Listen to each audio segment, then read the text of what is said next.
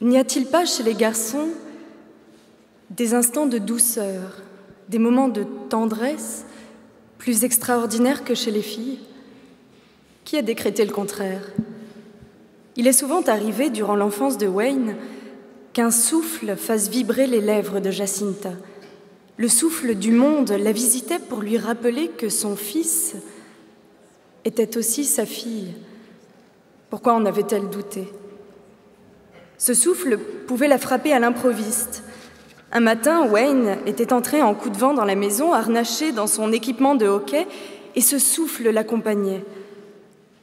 Il avait traversé Jacinta et elle avait pris conscience que la peau et les cheveux de Wayne avaient le grain, les molécules et la transparence de la peau et des cheveux d'une fille. Elle lui avait servi un verre de Kool-Aid et un hot-dog et l'avait envoyé faire ses devoirs.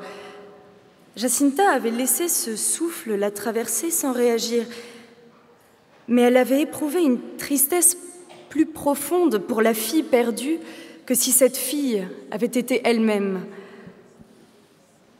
Si Wayne avait été élevé comme une fille et non comme un fils, Jacinta lui aurait parlé de sa propre enfance à Saint-Jean.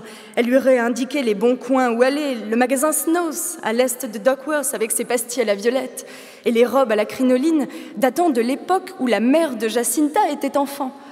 La fruiterie Lars, au pied de Batters Hill, ses guirlandes de lumière et ses pyramides d'amour, comment l'art s'y prenait-il pour les faire reluire autant?